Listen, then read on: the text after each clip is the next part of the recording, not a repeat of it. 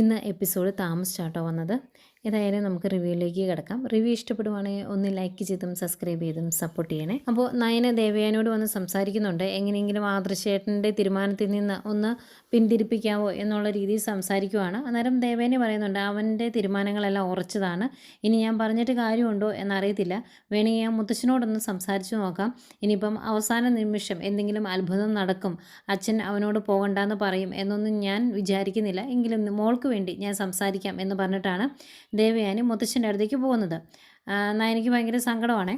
ഈ സമയം മുത്തശ്ശനോട് ഒരുപാട് പറയുന്നുണ്ട്, ആദർശനോട് പോകണ്ടെന്ന് പറ, അവൻ MD സ്ഥാനം രാജിവെച്ചില്ലേ, ഈ വീട്ടിൽ നിന്ന് പോകരുതെന്ന് നിങ്ങൾ പറഞ്ഞാൽ അവൻ കേൾക്കും എന്നൊക്കെ പറയുമ്പം മുത്തശ്ശൻ പറയുന്നുണ്ട്, അവൻ പ്രായപൂർത്തിയായ ഒരാളാണ്, അവൻ്റെ തീരുമാനങ്ങൾ എടുക്കാം, ഞാൻ അതിൻ്റെ അകത്ത് ഇടപെടില്ല എന്ന് തന്നെ പറഞ്ഞുകൊണ്ടിരിക്കുമ്പോഴാണ് അങ്ങോട്ടേക്ക് ദേവയാനി വരുന്നത്. വീണ്ടും വീണ്ടും നിർബന്ധിക്കുമ്പോൾ മുത്തശ്ശിയോട് പറയുന്നുണ്ട്, ഇങ്ങനെ എന്നെ ശല്യം ചെയ്തിട്ടുണ്ടെങ്കിൽ അയാൾക്ക് പകരം ഞാനായിരിക്കും ഈ വീട്ടിൽ നിന്ന് പോകുന്നത് എന്നൊക്കെ മുത്തശ്ശനും പറയുന്നുണ്ട് കേട്ടോ.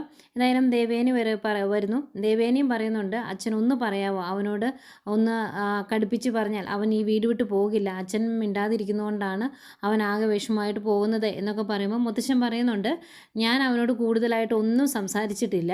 ഞാൻ ഈ കമ്പനികളുടെയൊക്കെ MD ആയിരുന്നുവെങ്കിൽ, ഞാൻ ഇതുപോലൊരു തെറ്റ് ചെയ്തിരുന്നു എങ്കിൽ എൻ്റെ കാരണവന്മാർ എന്നോട് എന്ത് പറയുമായിരുന്നോ അത് മാത്രമേ ഞാൻ അവനോടും പറഞ്ഞിട്ടുള്ളൂ.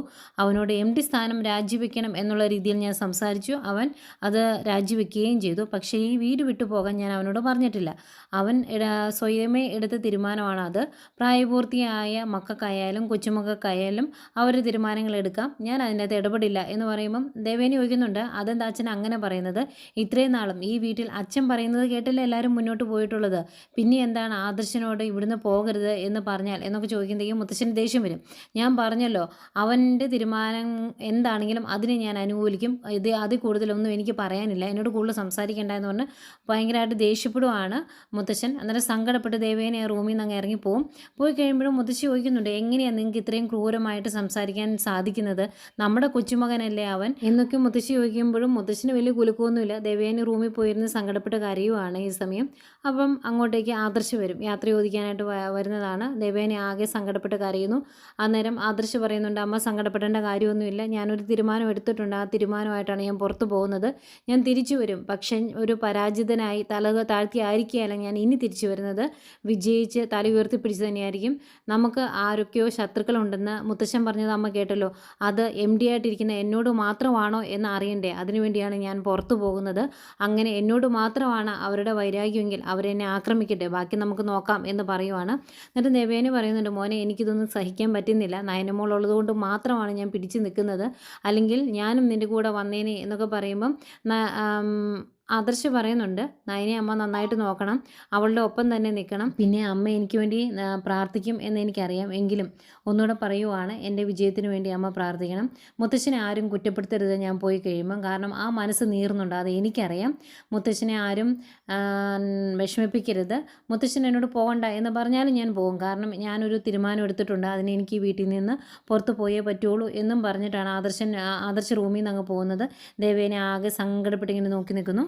ഈ സമയം ജലജയും അഭിയും ഭയങ്കര സന്തോഷത്തിലാണ്. അഭി പറയും, എന്തൊക്കെയാണ് അമ്മ ഈ നടക്കുന്നത്, അവൻ MD സ്ഥാനം രാജിവെച്ചു, അതുപോലെ ഈ വീട്ടിൽ നിന്ന് തന്നെ പുറത്തു പോകുന്നു, ഇതൊക്കെ നമ്മൾ പ്രതീക്ഷിച്ചതാണോ എന്നൊക്കെ ചോദിക്കുമ്പം ജലജ പറയുന്നുണ്ട്, അതൊക്കെ എൻ്റെ പ്രാർത്ഥനയുടെ ഫലമാണ്, 2-3 ദിവസമായിട്ട് എൻ്റെ മനസ്സ് കിടന്ന് കത്തുവാണ്, അതിൻ്റെ ഫലമായി ഇപ്പോൾ കണ്ടുകൊണ്ടിരിക്കുന്നത് എന്നൊക്കെ ജലജ പറയുന്നുണ്ട്. അപ്പോഴത്തേക്കും ദേവേനെ അങ്ങോട്ടേക്ക് വരും. എന്നിട്ട് ദേവേനെ ചോദിക്കുന്നുണ്ട്, രണ്ടുപേർക്കും ഭയങ്കര സന്തോഷമായി കാണുമല്ലോ അല്ലേ എന്ന്.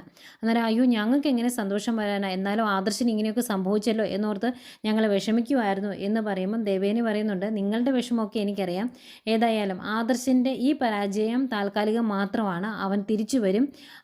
അന്ന് ഈ കാണിച്ച ഓരോ പ്രവൃത്തിയുടെയും പുറകിൽ നീയാണ് എന്നങ്ങനെ ഞങ്ങൾ അറിഞ്ഞിട്ടുണ്ടെങ്കിൽ പിന്നെ നീ ഈ വീട്ടിലുണ്ടാവുകയില്ല, നിൻ്റെ പേര് എന്നേക്കുമായിട്ട് ഞങ്ങൾ വെട്ടും എന്നൊക്കെ ദേവേനെ പറയുമ്പം അഭി പറയുന്നുണ്ട്, ഇതെന്താ അമ്മായി ഇങ്ങനെ സംസാരിക്കുന്നത്, അങ്ങനെ ഇതിൻ്റെ എല്ലാം പുറകിൽ ഞാനാണ് എന്ന് തെളിഞ്ഞിട്ടുണ്ടെങ്കിൽ നിങ്ങൾക്ക് എന്ത് വേണമെങ്കിലും ചെയ്യാം, പിന്നെ കള്ളൻ ഒരു തവണ കട്ടു എന്ന് കരുതി എല്ലാ തവണയും അവൻ തന്നെ ആയിരിക്കണമെന്നില്ലല്ലോ, അവൻ സത്യസന്ധനായാലും എല്ലാവരും അവനെ തന്നെ പഴിച്ചുകൊണ്ടിരിക്കും, അതാണ് ഇവിടെ ഇപ്പോൾ സംഭവിക്കുന്നത് എന്നൊക്കെ അഭി പറയുമ്പം ദേവേനെ പറയുന്നുണ്ട്, അങ്ങനെ നീ വലിയ സത്യസന്ധനാവുമൊന്നും വേണ്ട. ആദർശ് ഇവിടുന്ന് ദുബായിൽ പോയതിന് ശേഷം ആദർശ് അവിടുത്തെ ജയിലിലാകും എന്ന് നിങ്ങളിൽ പലർക്കും അറിയായിരുന്നു. ആ രീതിയിലാണ് നിങ്ങൾ സംസാരിച്ചത്. അതൊക്കെ എനിക്ക് ഇപ്പം മനസ്സിലാവുന്നുണ്ട്. അതുകൊണ്ടാണ് അവൻ തിരിച്ചു വന്നതിന് ശേഷം റൂമിൽ കയറി ഒളിച്ചിരുന്നത്, വന്നു എന്ന് നിങ്ങളെ അറിയിക്കാതെ. അന്നും അവൻ കുറേ സംസാരങ്ങൾ നിങ്ങളിൽ നിന്ന് കേട്ടതാണ്.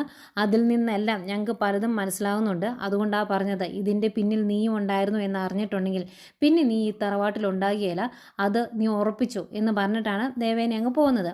പോയി കഴിയുമ്പോഴേക്കും ജലജയ്ക്ക് ടെൻഷൻ. ജലജ അഭിയോട് ചോദിക്കുമോ, എടാ ഈ വീട്ടിൽ നിന്ന് എന്നെ കൂടി നീ അടിച്ചിറക്കിക്കോ എന്ന്. അന്നേരം ഇത്തിരി ദേഷ്യത്തോടെ അഭി പറയുന്നുണ്ട്, അങ്ങനെ ഈ വീട്ടിൽ നിന്ന് നമുക്ക് ഇറങ്ങേണ്ടി വന്നിട്ടുണ്ടെങ്കിൽ അതിനു മുമ്പ് ഈ തറവാടിൻ്റെ അടിവേര് നമ്മൾ അറുത്തിരിക്കുമെന്ന്. ഏതായാലും രണ്ടാളും ഭയങ്കര ദേഷ്യത്തിലാണ്.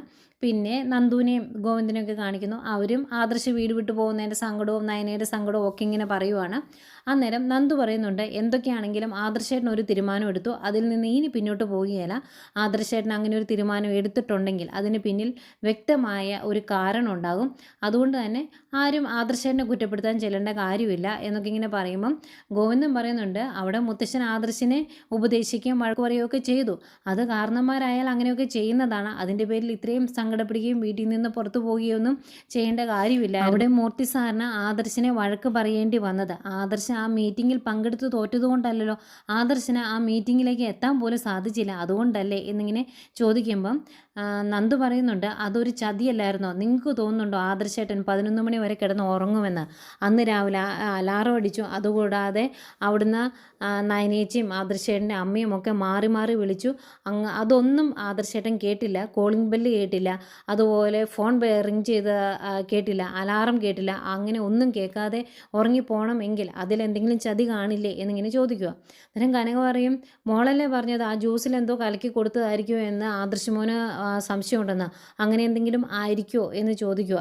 അന്നേരം നന്ദു പറയുന്നുണ്ട്, അങ്ങനെ എന്തെങ്കിലും ചെയ്തിട്ടുണ്ടാവും, കാരണം അല്ലാതെ ആദർശേട്ടൻ ഒരിക്കലും ആ രീതിയിൽ ഉറങ്ങിപ്പോകില്ല. അതുകൊണ്ടാണ് പറഞ്ഞത്, ആരൊക്കെയോ ആദർശേട്ടൻ്റെ പുറകെയുണ്ട്, അനന്തപുരി തറവാടിനെ നശിപ്പിക്കാൻ വേണ്ടി അവരൊക്കെ ശ്രമിക്കുന്നുണ്ട്. അതൊക്കെ കണ്ടുപിടിക്കാൻ തന്നെയായിരിക്കും ആദർശേട്ടൻ ആ വീട് വിട്ട് പുറത്തേക്ക് പോകുന്നത്. അങ്ങനെ പുറത്തേക്ക് പോകുന്ന ആദർശേട്ടനെ സഹായിക്കാൻ നമ്മളെല്ലാവരും കൂടെ ഉണ്ടാവണം. കാരണം നമ്മളുടെ സന്തോഷത്തിന് വേണ്ടിയാണ് ഇത്രയും വലിയൊരു വീട് മേടിച്ച് നമ്മളുടെ പേരിലേക്ക് ആക്കി തന്നത് ആദർശേട്ടൻ. അന്നേരം ആദർശേട്ടൻ ഒരു വീഴ്ച ഉണ്ടാകുമ്പോൾ നമ്മൾ കൂടെ ഉണ്ടാകണം, സഹായിക്കാൻ ഒപ്പം ഉണ്ടാകണം, ഞാനുണ്ടാവും എന്ന് പറഞ്ഞിട്ട് നന്ദു അകത്തേക്ക് കയറി പോവാണ്. പിന്നെയും കാണിക്കുന്നത് മുത്തശ്ശിയാണ്. മുത്തശ്ശനെ ഇങ്ങനെ കുറ്റപ്പെടുത്തിക്കൊണ്ടിരിക്കുക. നമ്മുടെ ആദ്യത്തെ കൊച്ചുമോനല്ലായിരുന്നു അവൻ ഇത്രയും കാലം മിടുക്കനല്ലായിരുന്നു, ഒരു വീഴ്ച പറ്റിയപ്പോൾ നിങ്ങൾക്ക് എങ്ങനെ ഇങ്ങനെയൊക്കെ പെരുമാറാൻ പറ്റുന്നത് എന്നൊക്കെ ചോദിച്ച് കുറേ കുറ്റപ്പെടുത്തുന്നുണ്ട്. മുത്തശ്ശൻ ഒന്നും ഇടാതെ ദേഷ്യപ്പെട്ട് ഇങ്ങനെ ഇരിക്കുവാണ്.